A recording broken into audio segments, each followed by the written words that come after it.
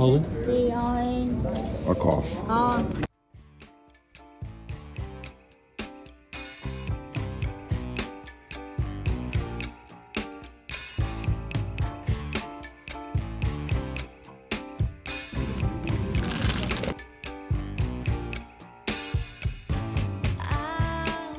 overheated,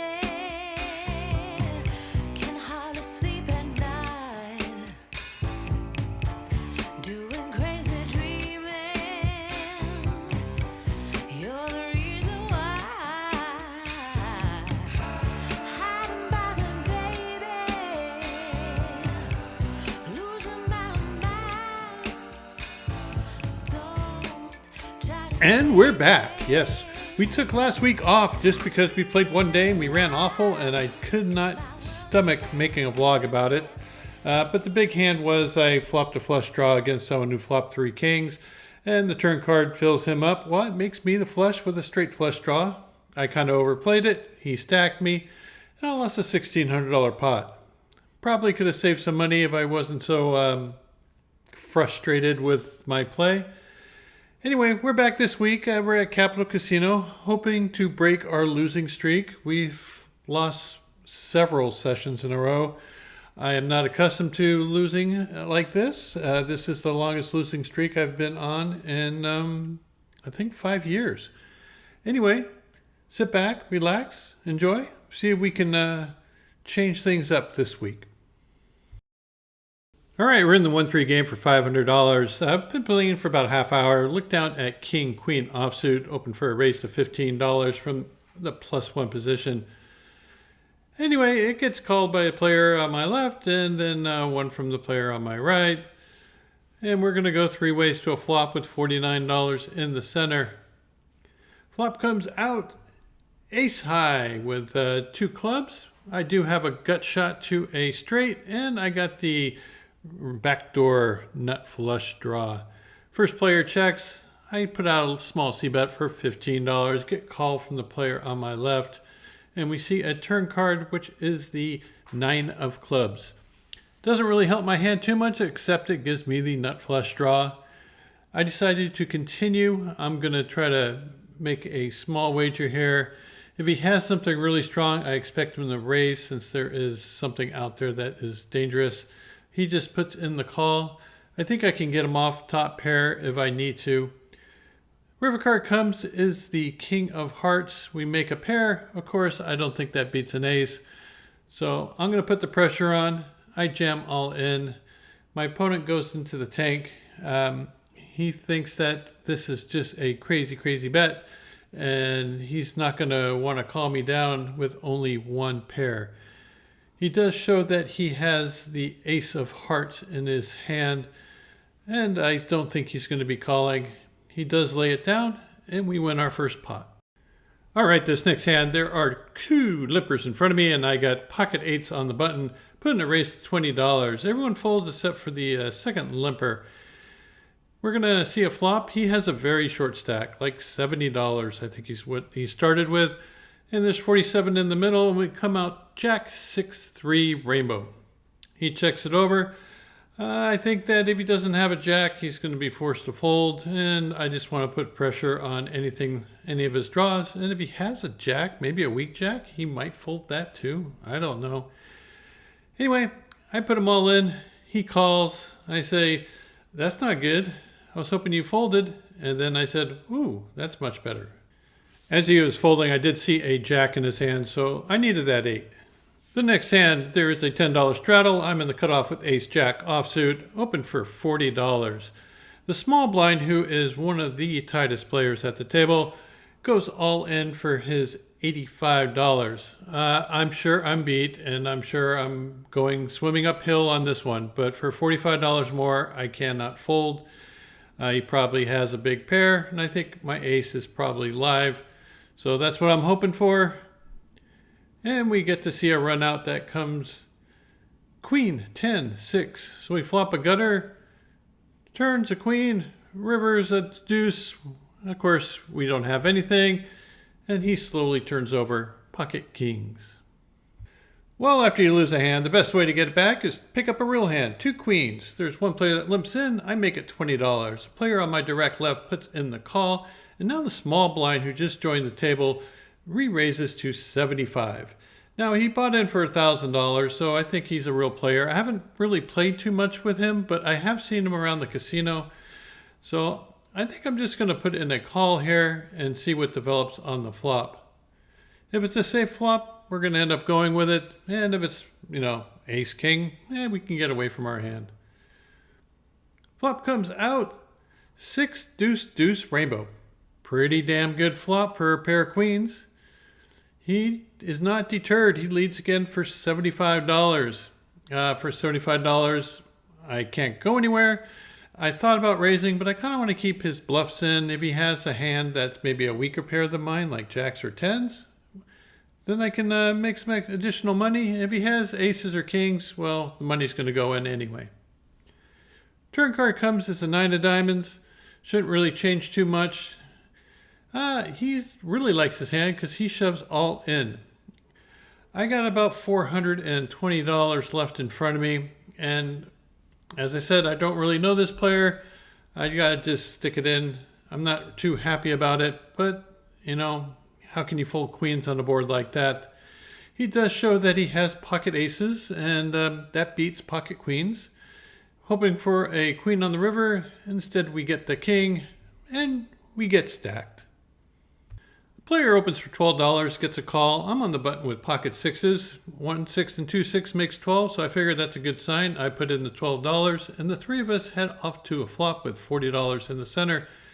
Flop is not great. It comes king, 5, deuce with 2 diamonds. I don't have a diamond. I don't have a king, 5, or a deuce. So it gets checked around. Turn card is a little bit better. It's a 6 of spades. I now have the second set.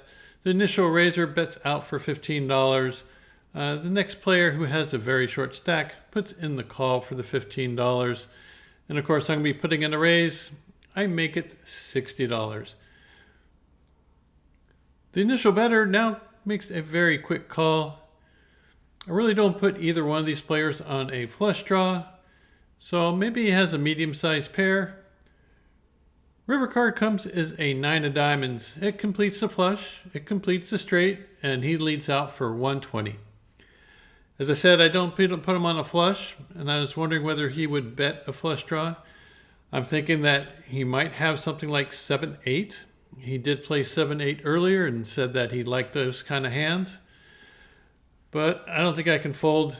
I put in the call, and he shows 7-8 offsuit. We're down about $650. I got king, queen offsuit. I throw 3 chips in. Unfortunately, the one on the bottom happened to be a $1 chip, so I raise to $11. Get called from the player on my left, and it comes back around to the small blind who puts in the call. So we're going 3 ways to this flop with 36 whole dollars in the center. Well, the flop comes out, you might say, slightly above average. When it comes king, queen, 3 with 2 diamonds.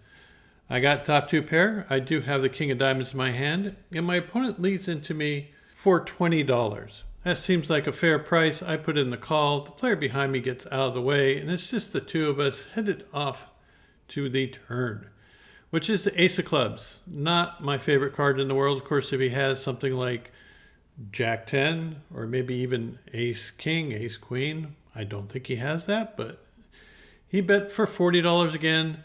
Seems like it's like a little bit of a blocker bet.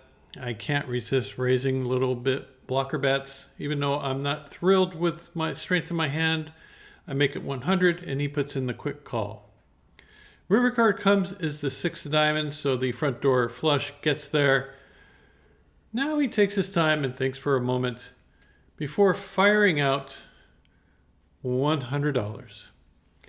Now, of course, he could have made a flush, but this is a player who is more active than most. So in my opinion, there's a pretty good chance that he's just bluffing with it. He does give me a little verbal tell. I'm not going to go into great details about it, but it makes me believe that I have a very good shot at this. And plus I have the king of diamonds blocker. So I put in the call. He rolls over one queen, and so I ended up taking this down with two pair, and we win one.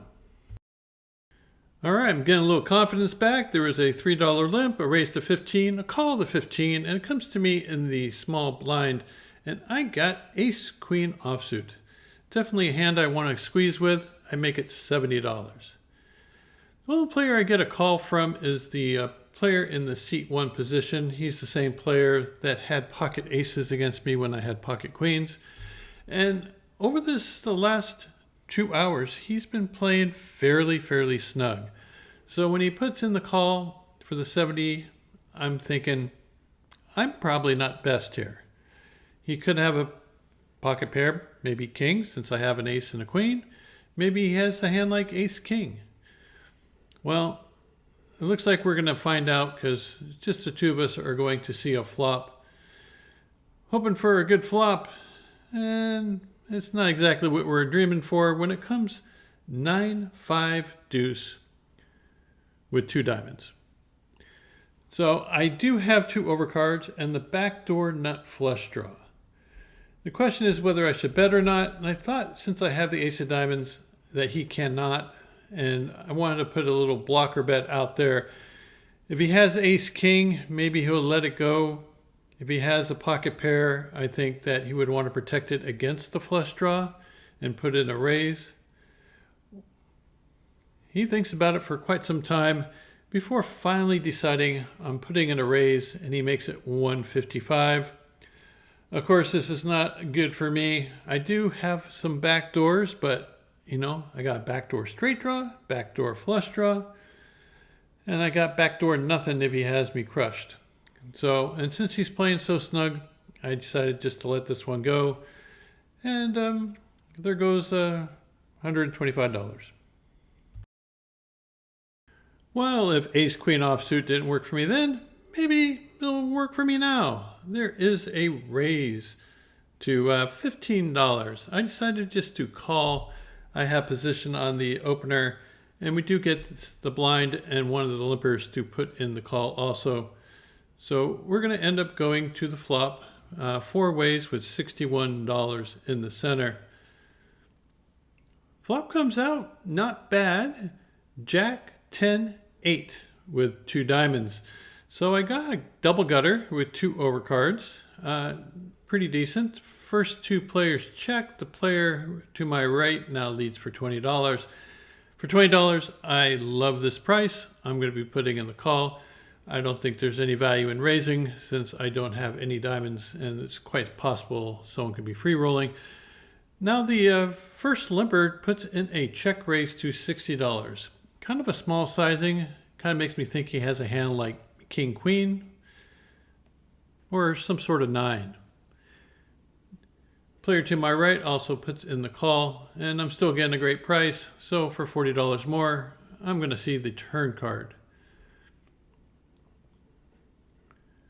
Well, the turn card is very interesting. It comes, get this, a 7 of spades.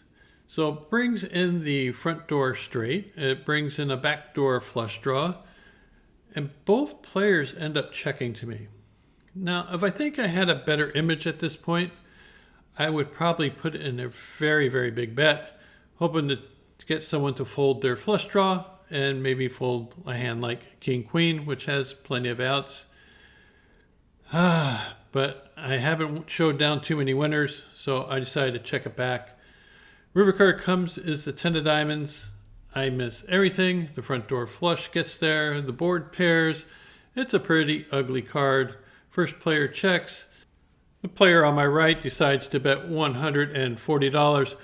Of course, there's no way I can call. The question is, can I do a bluff raise at this point? And I think I have a player still acting behind me who could possibly have slow played a big hand, like say he had Jack 10 or 8-10 on the flop.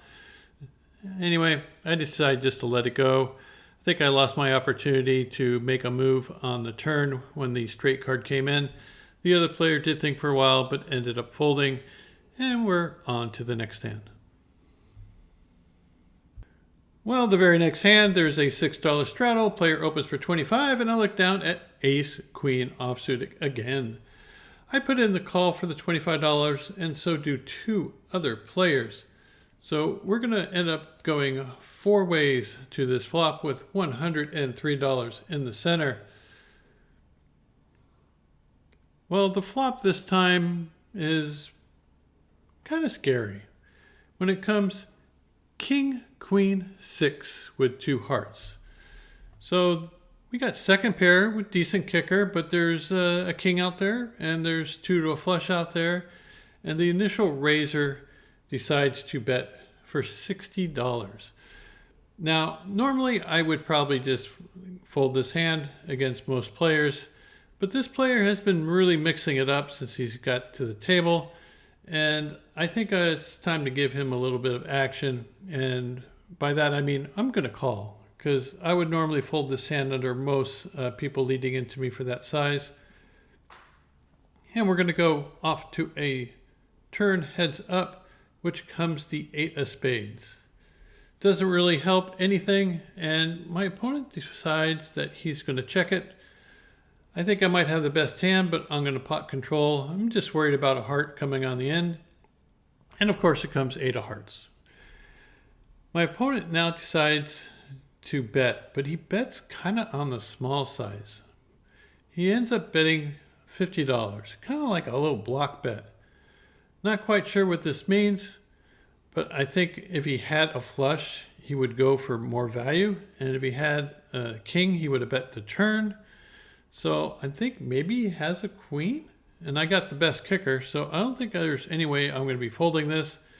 I thought maybe this could be a way to raise, but I think I only get called by something better. So after some thought, I just decided, well, I'm just going to stick it in. He says, you're good. I got ace high, and I had my headphones on, so I didn't hear him. So I showed my hand, and he ended up showing ace jack. Well, there's three limpers in this pot, and I look down at pocket nines in the big blind. I'm going to put in a raise. I make it $25. The player on my direct left puts in the call, and I do get one other player deciding to call. So we're going to be going three ways to this flop, and there's going to be $79 in the center. Well, the dealer puts up a flop that's 10-9-5 with two spades. So we got middle set on a pretty wet board. I bet out for $35. I get a fairly quick call from the player on my direct left. Now, what kind of hands can he have? He can have a flush draw. He can have a 10. He can have a straight draw with a hand like queen jack. So just looking for a blank to come on the turn.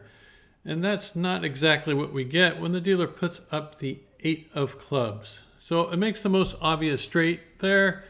And there's now two flush draws. I decided to check it because I really felt like he had a lot of queen jacks in his range. And if he has a 10, he'd probably just check it back. But he fires for 105. I'm not loving it already. I can't tell you how many times I've flopped a big hand and just to see really bad turn cards.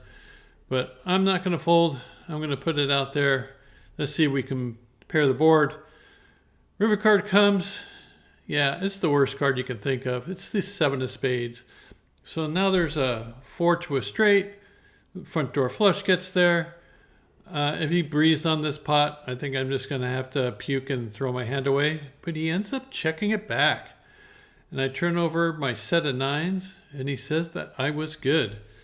So was a little fortunate there that he didn't fire away, because I don't think I could have called a bet. Well, that ended up being the last interesting hand of the day, but I did come back the next day. Had a pretty rough day. It was a very short session. I did flop a set against someone who flopped top pair and a gut shot. In a bomb pot, they made their gut shot. I paid them off. I got stacked. And then this is the very next hand I play. I got ace, queen, offsuit. The player raises to $10. I'm in the cutoff, good position, good hand. I make it 40.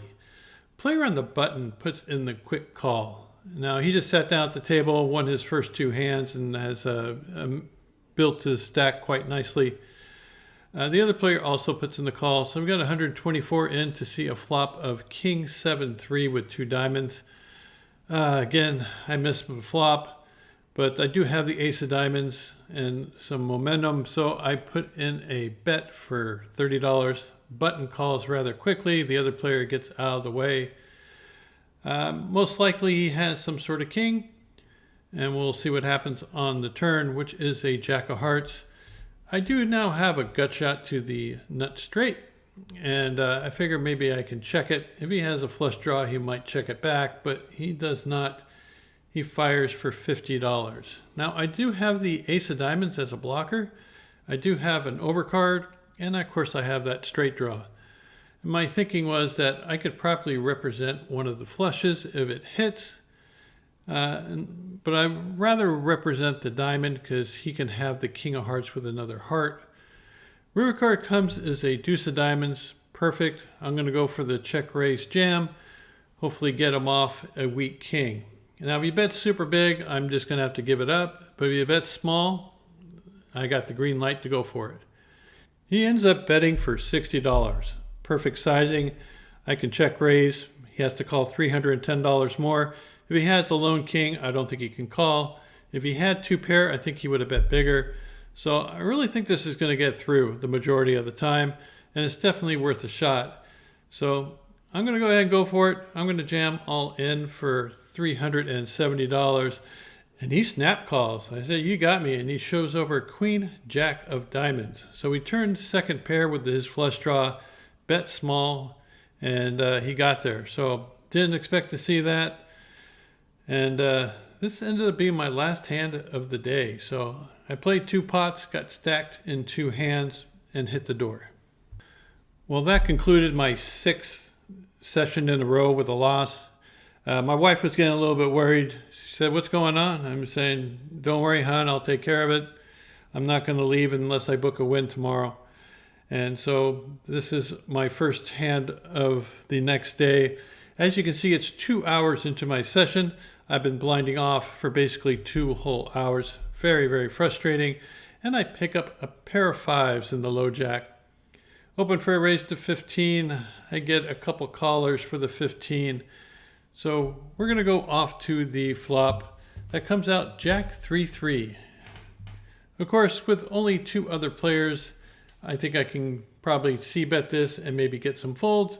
So I make it $20, and I end up getting 2 calls for the $20. Not the ideal thing you want to happen, especially when you've been running bad. But the turn card comes as an ace of hearts. It definitely hits my range, and it really shouldn't hit my opponent's range unless they had something like a ace high flush draw. I don't think they would be calling with a random ace. First player checks. I'm going to go for it. I know I only have a pair of 5s. And of course, my image is probably fairly tight because I've been folding left and right. And it's 2 hours of folding. So I think I have a good chance to get this through. First player ends up folding. Second player ends up thinking for a while. And I'm just saying, please fold, please fold. And he lets it go. So we win our first pot of the day 2 hours into our session. Well, about 2 hours later, we picked up ace 3 of hearts. Now, the player on the button just got stacked when he flopped 2 pair and a person made a gut shot straight on the river. So he's a little bit steamed. He rebought for $300. There's a limper in front of me. I decided just to limp in with my ace 3. Of course, I haven't been getting anything all day long. And this looks like a premium hand, but it's not worth raising. I have a short stack. It plays better when you have deep stacks, of course. Now, the player on the button puts in a raise to $20. He could be doing this with a very, very wide range. I'm going to put in the call because I think ace high might be the best hand at this point. There is one other player that also puts in the call. So 3 of us are going to see a flop with $70 in the pot. Flop comes out ace 5-5 with 2 spades and 1 heart. So I do have a backdoor flush draw, backdoor straight draw, and of course a pair of aces with a very, very weak kicker. I check it over to the first player who bets $15. Very odd bet. Feels like it's some sort of a flush draw. Player on the button makes it 30. very odd sizing. I think if he had a big ace, he would probably make it a little bit more expensive. So I call, and so does the other player. And the three of us see a turn card of a jack of clubs. Well, that improves my kicker a little bit. I check it over. It gets checked to the player on the button, who does not slow down. He ends up firing again, this time for $60. Of course, I think I'm in a good spot right here. I think I have the best hand a lot of the time. And again, my opponent is very, very tilted. So he could have any two cards. He doesn't have to actually have an ace. I mean, it's probably more likely he has a 5 than the ace, actually. The other player also puts in the call. So there's going to be $340 in for the river card of a 9 of hearts. Doesn't change a damn thing. I check it over. Next player checks. The flush draw misses. And the player jams all in for $190. I happen to have like $195 in my stack. And of course, I am not going anywhere. I got top pair against a player who is most likely steaming. So I count out my chips and slide it on in. And let's hope for the best. 720 in the main. Next player thinks for a while, but finally ends up folding. And the other player ends up turning over pocket queens. And of course, our ace beats pocket queens. And we win our first real pot of the day. Well, it's been 2.5 weeks, and I finally have a little green on the top left corner, headed into our last hand of the day, where I have ace queen of hearts. Raise to 15, only get called from one player in the +1 position. He's the same player from the previous hand. Gets checked to me. I c-bet for $15. He decides to put in a min c-bet check raise. So he makes it 30. I have no idea what he's doing here. I put in the call, and we get to see the queen of spades on the turn. Definitely improves my hand. Of course, it brings in the front door flush draw. He checks it. I decided just to check it back because I think he's going to fire with just about anything. River card comes as a 5 of hearts. He stated $80 and then slid in about $200. So I've seen people do this before. And usually when they state a smaller amount and shove in a bigger amount, it's supposed to be more intimidating. So I doubt that he has a very strong hand. It's most likely it's a busted hand. So there's no point in raising at this point. I just decided to put in the call. And of course he says, well, I don't got anything. And I figured that was the case. And we take down our last hand of the day. So after losing 6 sessions in a row, we finally broke our losing streak with a minor win. But it's a win, and it kind of breaks the chain of losses.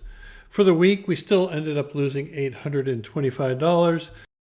But at least we broke our streak and we got a little bit of our mojo back. So going into next week, I'm very optimistic that things will return to normal and we'll begin back on that win streak again.